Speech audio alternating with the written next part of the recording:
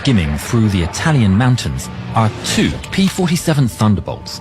Inside the rear P-47 sits 18-year-old Raimundo da Costa Canario from the 1st Brazilian Fighter Squadron.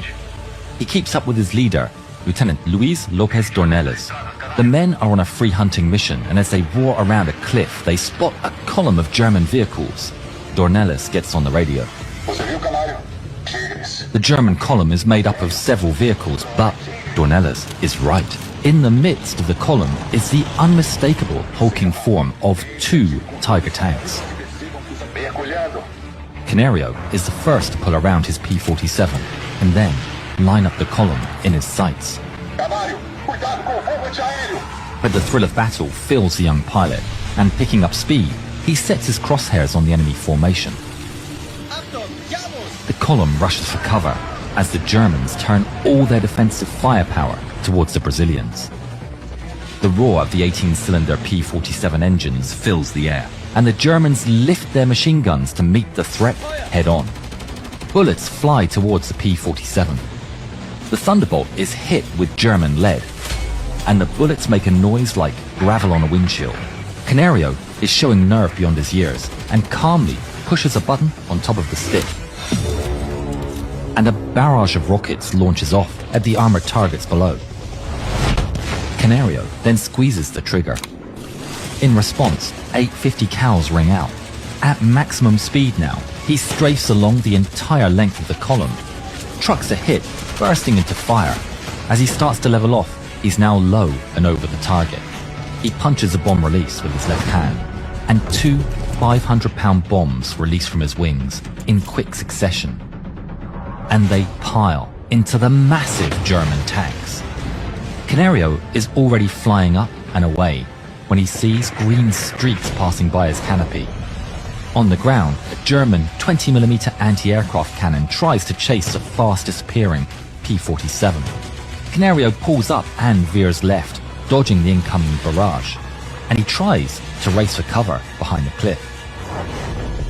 But the deadly rounds are streaking past, each one closer than the last. It's Dornelles. Racing in, he has the cannon in his sights while it's pointing at Canario.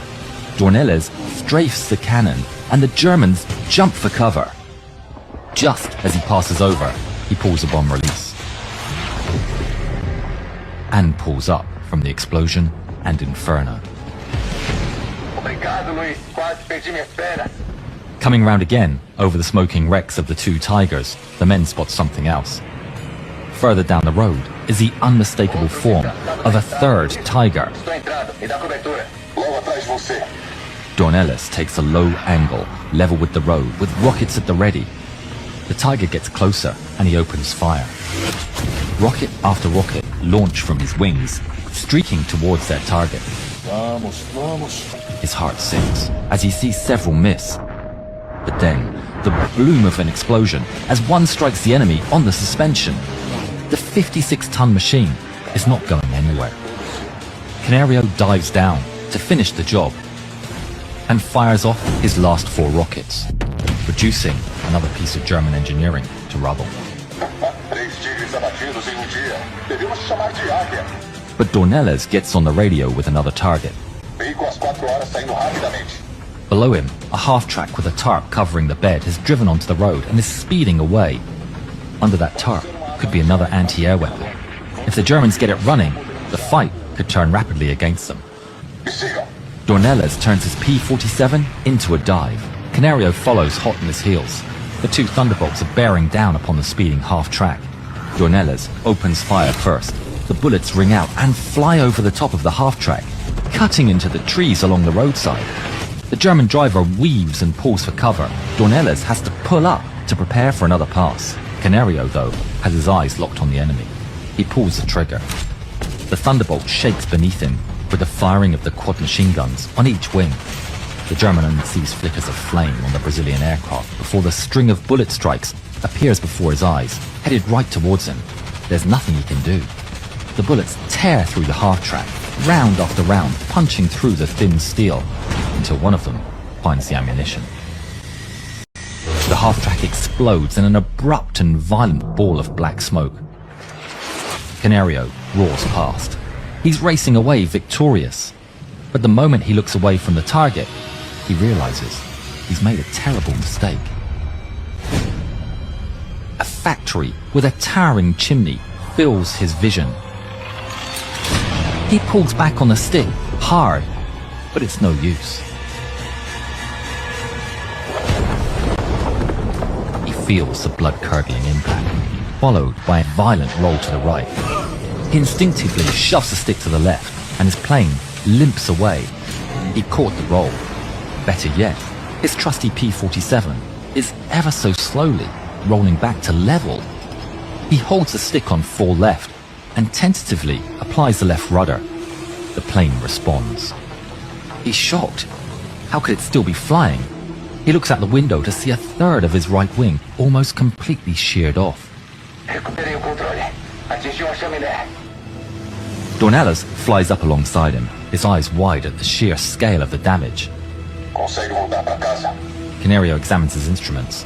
The fuel's not leaking, the engine looks healthy, and everything appears to work. But Dornelas can't hear him. Something's gone wrong. Canario can hear his leader, but his leader can't hear him back.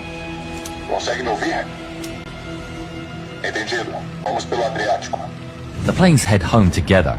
All the while, Canario is focused on keeping control. Then a transmission comes in. It's the last thing they wanted to see. Two unidentified fighters in the distance, coming right towards them. Dornelas speeds up, leaving Canario behind, and the two unidentified aircraft turn gracefully and dive towards them. Dornelas pulls up, ready to meet the challenge head-on. But then he realizes these aren't enemies. These are Spitfires. Dornelas immediately breaks off the attack and shows the side of his aircraft to prove he's a friendly. But it's too late, and the Spitfires power past, with Canario in their sights. The two Spitfires roar towards Canario as he tries desperately to maneuver. There's nothing he can do. Tracers pour out of the Spitfire's wings. Canario's tail is torn to shreds and the aircraft starts to roll over. The unknown fighters roar by Canario, and he gets to see them up close. They're British. The two Spitfires come around for another attack. They pull up next to the Thunderbolt. Oh, bloody hell, it's a P-47. Sorry, old chap. The Spitfires waggle their wings in apology, then turn away. The two pilots fly home and spot their airbase, and Canario goes in for an approach. He drops the landing gear, and with great skill and precise control, side-slips the aircraft towards the runway. But then, a message comes through. It's the control tower. Abort! Canario almost instinctively pulls up. Canario was told by the tower that the runway was needed for an emergency landing, and the Thunderbolt had to enter a holding pattern.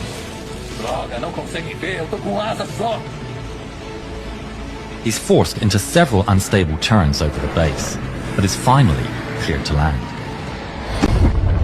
He hits the ground hard with heavy force, but the landing gear holds strong. Slamming on the brakes, his plane rolls and shakes down the runway. Finally, in a cloud of dust, the P-47, or what's left of it, comes to a halt. Raimundo da Costa Canario would survive the war and return home to Brazil. Incredibly, his aircraft was repaired and served for 50 more missions before the end of the war.